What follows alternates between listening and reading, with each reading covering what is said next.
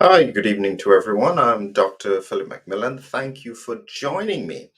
As again, I am talking about some inconvenient scientific facts. This is related to a publication that was done early in April of this year. My question is, why in the world did this research take so long? Now, you may notice I've not said the name, and you may notice I've not said the name of the company. Why was that? Or why is that? Well, last week I did a similar kind of presentation about a problem with regards to how a particular company had been promoting a specific therapy, and they were then fined for it, but the fine was a fraction of how much they earned. But immediately, as I spoke about this company that rhymes with a number of words, including improviser, the video was restricted. And so I've learned my lesson. You just have to learn to read between the lines. So I'll be talking about a drug here that has been promoted avidly over the past few years. And I'm just breaking down to ask a few simple questions about why in the world, after this drug has been promoted for so long, did it take so long for it to be reported? So that's what I'll be trying to do today. And here is the paper that I'll be making reference to. And I'll come back to it in just a few minutes after I give you the important updates. So, first point that we have coming up shortly in the link in the description below is our disease X. This is where it's a combination of videos. We've collated all of Gert's videos over a period of about 2 to 3 years. But this is a book that we're doing because people keep on asking me about what can they do. So this is essentially me trying to put together my thoughts as to what is available out there. And so you have to put in your email address in order to get access to all the videos. But there is no commitment. So it doesn't matter too much. So you can just join us in that. The second important update is to do with Humming Heroes. And this is a project that we did on Kickstarter, which was successful. And now what we're preparing to do is we are preparing to get this launched on Amazon. So we've got the book ready, and we want people who are interested in getting this book to come along and register so that we can have a launch on it. If you want to see what the book is like, it's not just an ebook. This is it here. This is the first printing of it, Humming Heroes. This is the back of it. So it will be a hardcover book, and inside it, it covers all of the topics, and it covers not just the story, but also the scientific explanation of the story. And it has some great images in there as well. So this is a great book. So you can join us in that important piece of work. Sorry. Then coming up as well, you have the fact that in the description is the Advanced 360. Please, this is the pre-launch sale. It is at a significant discount. What I'm doing so far, we've just covered part one. That's about 5, 6 modules. We're preparing coming up shortly part two, Frontiers in Immunity. But this is just the baseline part of the course. It will be over 30 modules by the end of that time. And so if you want to join us, and this is the final point, if you want to join us in that recording, register here. This is where I'll be recording it before it then goes up on the course. If you're going to register the course, do it before the price goes up. So those are all the important updates that I've got. And so we're going to get back to the question, why in the world was this failure delayed? So you have to understand, and I'll bring up the paper here. This is the paper that was published. And so this drug here, technically Paxlovid, is for high risk, non hospitalized adults with COVID 19. And so the author was Jennifer Hammond here, and you can go down to see the full paper here. And it is technically a coronavirus protease inhibitor. All right, and I'll show you what that's about in a little bit. They did a trial, double-blind, randomized trial, and they put in, and this was the original study. Sorry, in this was done. Let's go back up here a minute. I have two of them here. This was February 2022. Okay, I'm going to come back to this study in a minute, but let's look at this one here. So again, they repeated the study. This was published on the 3rd of April 2024. And again, you have here, this is an antiviral or protease inhibitor. They were looking at the efficacy of it in patients who were at standard risk for severe COVID-19, 2 to 3 phase trial. They randomized it and they had about 1,296 participants who were randomized. And the conclusion of the study, the time to sustained alleviation of all signs and symptoms did not differ significantly between participants who received it and those who received the placebo. That's essentially the conclusion. That's very important because I suspect a lot of people have no idea that this has come out. Now, I suspect this extends all the way up in terms of who doesn't know. So if you go here, and this is now with regards to the CDC, treatments and medications, that what they're recommending, and you go down to treating COVID-19. And as you come to treatments, what have they got here? It's right here. This is what they want. Start as soon as possible within 5 days, taken at home by mouth orally. Interestingly, they have another drug here that apparently doesn't work either. But it seems now that this one is no longer having any benefit. Why would it still be there? Well, is it that they don't know? Is it that they haven't been up to date with the recent publication? I don't know. But this is significant because what it also means is that at the moment there is no effective antiviral that is accepted by the scientific community to stop COVID-19. I'm going to come back in a minute with regards to what I think is happening because this is actually very significant. This drug showed benefit in the first study and doesn't show benefit in the second. What's going on here? That's a very important question. But my point here is, why did it take almost 2 years to report? Now you have to work with me. This is now where we're going to break this down and we're going to think carefully about what we're seeing here. So, as I mentioned, there was a first study. This one here, again sponsored by the same company that rhymes with improvise, I guess. Anyway, so this study was published on the 16th of January 2022. Okay, follow this now. So, here in the same study, between the 16th of July and December 9th, 2021, a total of 2,246 patients were enrolled worldwide. So, they completed the study in December 9th, 2021. And let's go back again. And it was published by the 16th of February 2022. So this is just about 2 months before they actually got the paper ready, got it to the journal, and published it. So just over 2 months, 9th of December to the 16th of February. So this indicates that this is something that they can do quickly if they want to. So let's go back to the other study. And again, as I said, this is just asking some simple but very, very important questions because it is relevant to what we are seeing. So, as I said before, in this study here, so again, I'm going to show you this more recent study, and this is the one that shows it's not effective.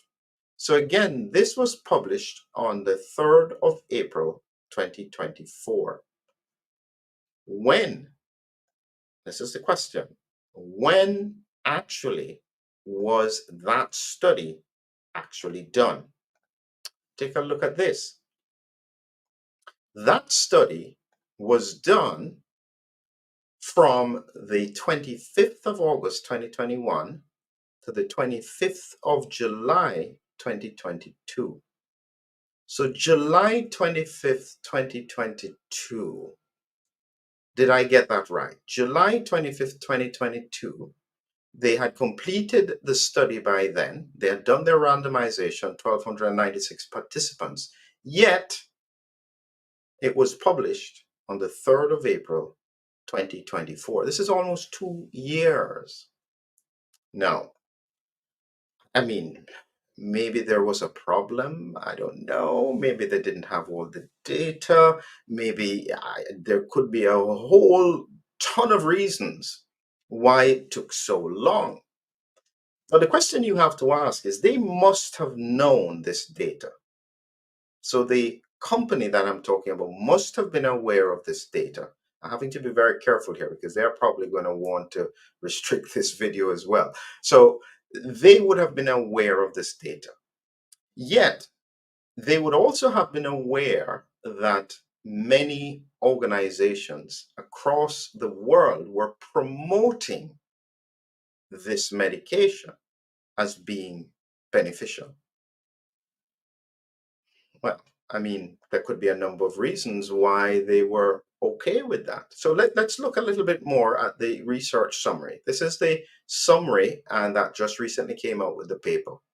So again, they were looking at this antiviral treatment, and they were comparing it to placebo. So they had 658, 638. And they started this in August 21. No, they finished it in August. I can't remember when they started it. So they were looking at reduction of hospitalizations. This is time to sustain alleviation of all targeted signs and symptoms. 12 in the treatment group, 13 in the placebo group. No significant difference. Serious adverse events. Actually, there are more adverse events in the placebo group. That's interesting. Um, and then the commonly reported adverse events, and this is a metallic taste, diarrhea, nausea. Um, they had more side effects than the placebo group. This is what you would expect. And the conclusion among patients with COVID-19 who are at standard risk or high risk for progression, this drug did not significantly shorten the time to symptom alleviation. Well, as I said, how interesting. What I'd like to find out is in that 2 year period. So if we take the period of time, so they completed it in August. Based on their first study, they could have therefore got it published by 2 months' time if they wanted to. So you're talking about September, October 2022. They could have put that information out there. Would that have impacted on sales? Possibly. I'm sure people would have probably still wanted it just because they've got an ideology. That's possible. I wonder how much was made during that period of time. Interesting. Because we've been hearing about all these rebound symptoms and so on. And this is now, I mean, it's one part of the question that I have with regards to, the fact that there was this delay. But an even more important question is why? Now, um, when they did the first trial that got benefit, it was in an unvaccinated cohort, and this was one of the criticisms. They're saying that you're extrapolating the thinking that it's going to work in the vaccinated cohort in the same way that it does in the unvaccinated. It seems logical, but that's not how it works because you still need to see if it actually has benefit. And lo and behold, when they actually did the study, they found that it didn't have benefit. But here is the critical question. Why? Why would it have shown benefit in the unvaccinated but not shown benefit in a mixed cohort because some were unvaccinated, some were vaccinated. And my instinct is by the time they were doing that trial, the unvaccinated cohort, probably a significant proportion of them already may have had natural immunity. And so that would impact on their outcome as well. But even within the vaccinated, they don't seem as though they're getting any benefit. So here is my final thought on this. So this is the image. This is from the advanced course. So as I said, if you want to join us there, click on the link below. But this here is talking about the way how the virus enters and exits. And so depending on the way that it enters, there are two ways it can enter. But let's just say it gets inside, it releases the RNA, and then they have these protease enzymes that act on all of the RNA and the proteins to package them and help to put them together so that it can then make another viral particle or multiple thousands of viral particles and put it out. And so the antiviral is blocking this part of the mechanism, okay? So that, and it's a targeted protease inhibitor. So it's targeting specifically the protease of this coronavirus. So why in the world would it not work? Now, here is my thought, okay? And as I said, this is just my take on it. One of the problems that fits with what Gert is saying as well is that there is immune failure that is occurring in the highly vaccinated cohort. All right. What it means is their immune system is not working the same. They've got lots of IgG4, which is, you could call it an immune tolerant antibody. And I suspect that they are having difficulty clearing virus. So one of the things that I thought with rebound, when rebound was occurring, I was saying that they probably need a longer course, not 5 days. Don't equate them to the unvaccinated with natural immunity. They now probably have some kind of, how do I say this, immune deficiency. That's probably a nice way of putting it. Their immune system is just not as effective. And so, therefore, in order for it to have benefit, they may need to take a longer course. Instead of 5 days, it may need to be 10 days. And this is because their immune system is just not as effective as getting rid of the viral infected cells. Remember, the drug does not get rid of the virus. All the drug is doing is slowing down the process that the virus is taking to replicate. The immune system then recognizes which cells have virus trying to replicate and it then kills the cells. That's how you have the clearance. So it's a combination of immunity and the viral protease slowing the virus down. And because the immune system, if it's sharp and on the blow, will deal with it quite quickly. And so the most important question in this, yes, there clearly is some issues around finance, and yeah, I mean it's just a few billions maybe, and that they've earned in that period of time. But yeah, what can we do? So it's more to the fact that it could be reflective of the fact that we are seeing immune failure occurring in this cohort. That's very serious. And this is where I say it's fitting in with what Gert is talking about and his concern. It's fitting in now the science is starting to take shape. We are facing a very serious challenge ahead of us. And it seems the only way out of it is to stop circulation of the virus. Clearly, at the moment, with this one falling off the cliff as well, when we look at the main organizations that are promoting pharmaceutical therapies, they have nothing left. The only thing left are the same things that they criticize. So, will they take the gamble? Or do they prefer to just watch people get sick simply because they don't want to lose face?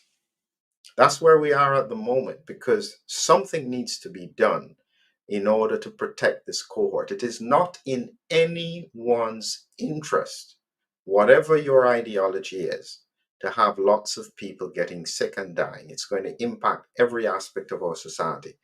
We have to protect those who are at risk for severe disease in whatever way we can.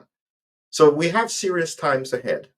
We need new leadership, I think. I think I've come to the conclusion that our current leaderships across the world just, they've brought us into this mess. They don't want to take responsibility. They don't want to get us out of it. Step aside. Let other people try and take us forward, because where we're going now is pretty serious. So let's hope for the best and let's prepare for the worst. But this again is another bit of big pharma taking advantage of a situation. We've got to do better. It's not, shouldn't be allowed. And this is the kind of thing we have to protect against. Have a good evening.